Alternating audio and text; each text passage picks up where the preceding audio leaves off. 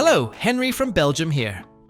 Today I'm looking at LEGO 4555, cargo station released in 1995 as part of the Trains theme, during the well-known 9-volt era. I came across this set on one of my many trips. I wasn't specifically looking for it, but sometimes you see something and immediately know, this is typical 1990s LEGO trains, functional, modular, and designed to fit into a larger layout. I have the instruction manual and all the parts complete, but I don't have the original box. That's exactly why it's interesting to also show some online photos, because unlike the front image of the manual, they immediately make clear what this set is really about. At its core, this is a freight transfer point, a place where cargo and containers are moved between train wagons and road vehicles, with a crane installation and a compact office building serving as a control post. So this is not a passenger station, but pure logistics, loading, unloading, coordinating. And as you can see on the back of the box, there are quite a few other interesting build options besides the standard configuration. The instruction manual is a practical 32-page booklet, clearly divided into chapters for each individual component, with clear building diagrams for every element. That way, I can work in a very structured manner, finishing one element at a time, which later comes together as part of a larger whole, and that's something I really like. The manual covers a truck, several containers with cargo, a freight wagon, the small office building, and a crane system. Regular viewers will know by now that I enjoy building crane systems, and I always find it interesting to see how they are designed. Here I immediately recognize several familiar elements and mechanisms, but once again, it's put together differently than usual. And that's exactly what makes it interesting and engaging for me. What also stands out to me at the end is that these are not drawings, but real photos of the final result.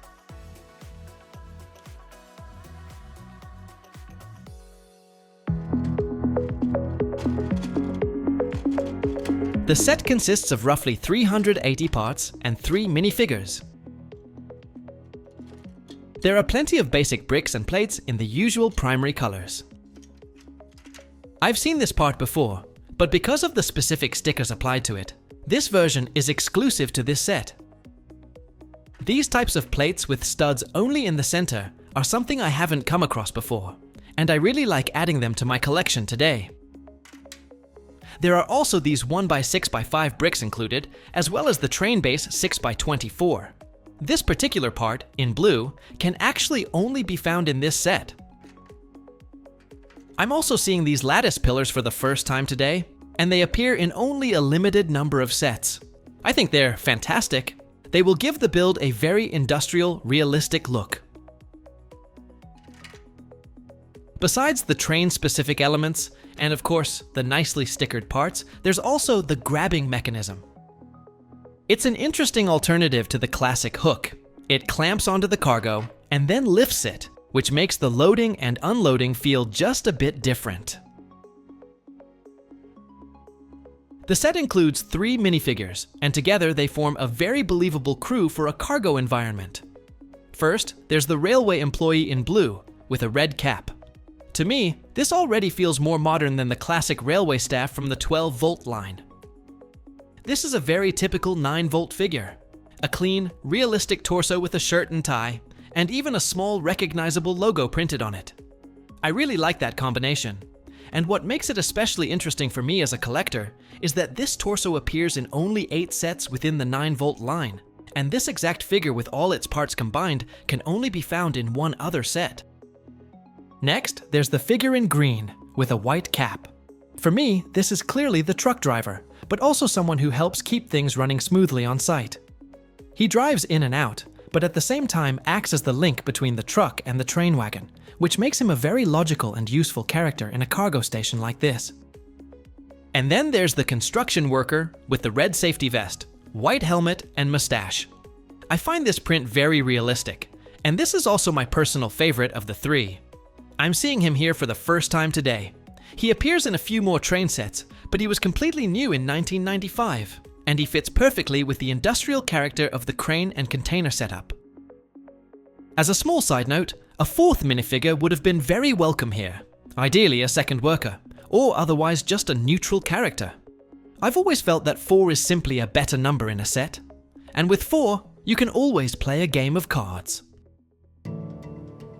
What also stands out is the light grey road baseplate with race markings. It's not something you'd expect in a cargo or train set, but it clearly isn't random either, especially since one of the containers includes a sports car, which makes it work both as transported cargo and as a fun option for alternative builds, or even a simple town racing scene.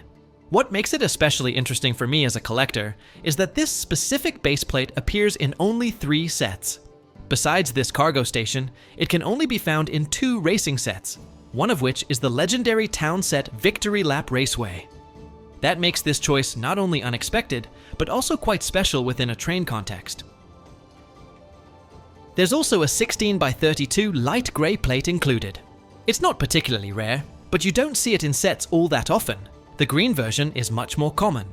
A good example can easily cost around €4, and I can see that mine has definitely seen some wear. The truck is a classic design, built from various plates with solid, sturdy wheels underneath. It's a model I've seen and built many times before. One surprising element here is the plate with studs only in the center, along with the hinged train gate 2x4 element, which in blue can only be found in about 3 sets.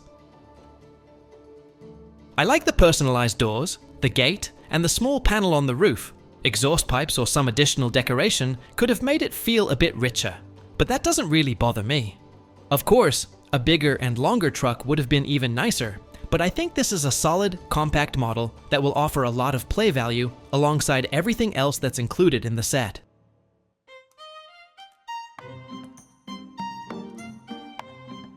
The next thing I build are the 3 containers. The basic design is still the same as in earlier years. A 4x8 plate with corner plates underneath at each corner, so the container sits firmly on a truck or train base. From there, it's finished off with side panels and doors where needed. The main difference this time is on the top. LEGO uses a plate with centered studs up there, and there's no need for a plate with lifting ring on top, where a hook could attach, because this set uses a grabbing system without a hook. What I really like is that there's actual cargo included inside the containers, and that it comes in 3 different types of load, which will add a lot of extra play value later on. The sports car is the real eye-catcher here, and that alone already opens up plenty of extra story possibilities within the set. On the freight wagon base, I add the necessary tiles and plates, just like I did on the truck, so the containers can be secured firmly in place. After adding some extra reinforcement underneath, which also helps give it a more solid wagon feel, I add 4 of these wheel holders as well. It's a type that has been in production since 1991. These are first combined in pairs into a single unit, finished with a plate with a pin on top, which then fits perfectly into the train base.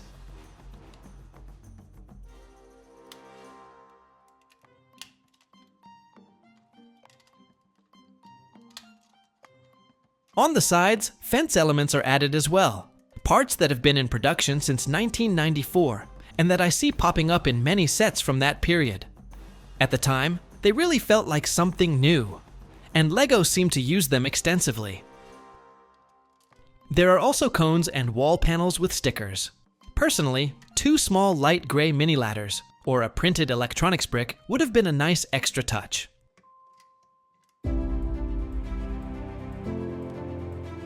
Now I move on to the control post, and this is a very typical mid-1990s LEGO Trains building. Compact, clean, and mainly designed as functional scenery around the cargo action. I immediately notice that LEGO works very deliberately with 2 zones. Downstairs there's a small administration corner with a computer, a table, and a chair. Next to that, there's a large open working area. The recognizable telephone element is a great touch. It immediately gives that otherwise empty space a purpose. A place where cargo can be called in and received. LEGO does this a lot in mid-1990s train and harbor sets. One small element, and the function is clear. The upper floor is set up as a simple coffee break area, with a table and 2 chairs. The large window sections look great. They feel quite modern, and they will give the building a clean, sleek look. Beyond that, it's a very straightforward setup. Not overdone, just enough to suggest a break area. At the very top, I already attach half of the rail system for the crane. This is made up of grey 12-volt tracks. It does make me wonder whether this was really the best system to bring back here.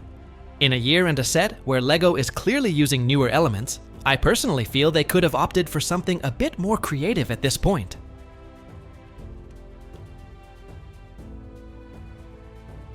I'm happy with the result. It looks good, colorful, clean, and quite modern for 1995. Of course, there are a few things that could have pushed it a bit further. An extra door on the upper floor, a staircase, or some additional decoration like a coffee machine. But that's something you can say about many sets. These are design choices, most likely made within a certain budget and a fixed part count. And that's simply what the designers had to work with. What stands out positively for me are the nice lattice bricks. They really come into their own here. They look realistic and serve a clear, functional purpose.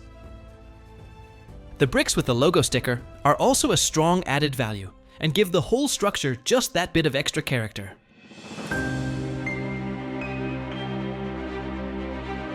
Finally, I move on to the last major component, building the crane system and later the base plate that will be added to it. I start with a construction that mainly uses modified 1x4 bricks with channel. Elements I personally haven't come across all that often in sets. I build it up with the necessary plates and bricks to complete the structure. The overall span of the crane support ends up being about 35 centimeters wide, which is quite impressive. The actual crane mechanism starts with a base built from plates with door rail, so it can slide perfectly inside the structure. It's a small platform with a winch and a grabbing system. This type of winch first appeared in Yellow Castle in 1978, and it's a truly iconic LEGO element. But I can't help wondering whether a different kind of system could have been possible. Don't get me wrong, the winch and especially the grabber are fantastic parts, but with this setup using only a string and a small plate, I can already predict what will happen. During play, the string will constantly wind up and swing around whenever cargo is lifted and moved. I don't mean that in a negative way, but this kind of system had already been designed earlier in a harbor set. You might expect that in a set released years later, LEGO would have come up with a slightly different solution. But that's not the case here. On the lower crossbeam of the crane base, I build a play feature. It's a kind of locking mechanism that you can later fold forward, and it fits perfectly between two cones on the freight wagon, allowing you to lock the wagon in place. And there's also something to say about the type of rolling mechanism. LEGO goes for a wheel holder fitted with small train wheels, which is quite different from what I'm used to or have seen before.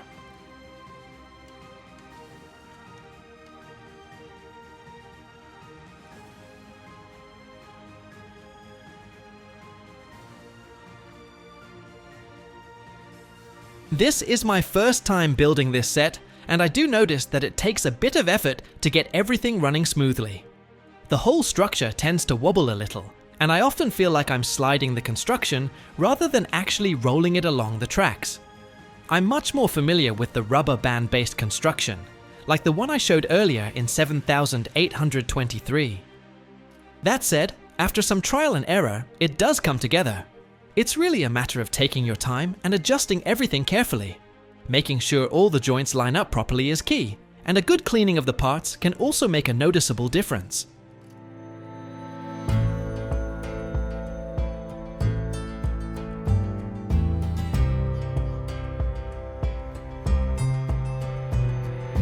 Cargo Station feels like a set that knows exactly what it wants to be.